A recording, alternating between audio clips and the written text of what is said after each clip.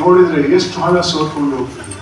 1985ರಲ್ಲಿ ಅಂದಿನ ಪ್ರಧಾನಮಂತ್ರಿ ದಿವಂಗತ ರಾಜೀವ್ ಗಾಂಧಿ ಅವರು ಬಹಿರಂಗವಾಗಿ ಹೇಳಿದಂತಹ ಮಾತು, ಅಂದು 85ರಲ್ಲಿ ಸರ್ಕಾರ ಅಭಿವೃದ್ಧಿಗೆ ಕೊಟ್ಟಂತಹ ₹1 ಕೊನೆ 15 ಪೈಸೆ. ದುರಾಸೆ ಕಮ್ಮಿ ಆಗಿಲ್ಲ. 2024ರಲ್ಲಿ ₹100 15 ಪೈಸೆ ಹೋಗ್ತದೆ. ಒಂದು ವೇಳೆ ಸ್ವಲ್ಪ ವಿಚಾರಣೆ ಮಾಡಿ ಏನಾಗ್ಬೋದು ಈ ದೇಶದ ಗತಿ. ಈ ತೃಪ್ತಿಯನ್ನ ಅಳವಡಿಸಿದ್ರೆ ಖಂಡಿತವಾಗಿಯೂ ನಿಮ್ಮ ಜೀವನ ಸಾರ್ಥಕವಾಗ್ತದೆ. ಒಳ್ಳೆ ನಿದ್ದೆ ಬರ್ತದೆ. ನಿದ್ದೆಗೆ ಮದ್ದು ತೆಗೊಳ್ಬೇಕಾಗಿಲ್ಲ. ದುರಾಸೆಯಿಂದ ಮಾಡಿದ ಸಂಪತ್ತಲ್ಲಿ ಬರ್ತಾರೋ, ಯಾವಾಗ ಇನ್ಕಮ್ ಟ್ಯಾಕ್ಸ್ ಬರ್ತಾರೋ, ಯಾವಾಗ ದರೋಡೆಗಳು ಬರ್ತಾರೋ ಅಂತ ಒಂದೇ ಕಣ್ಣು.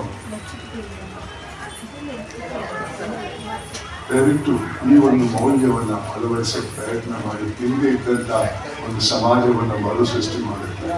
ಇನ್ನೊಂದು ಮೌಲ್ಯದ ಅಗತ್ಯ ಮಾನವೀಯತೆ.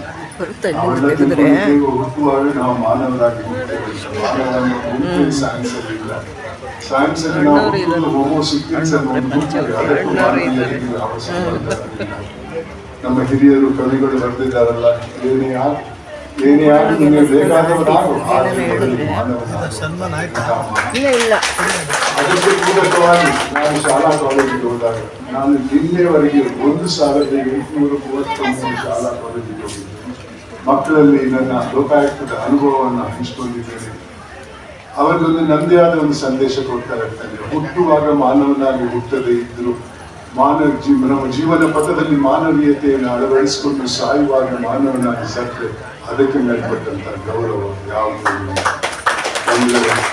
ಇದೊಂದು ಸಂತಸದ ಸಭೆ. ಆದರೆ ನನ್ನ ಮಾತಲ್ಲಿ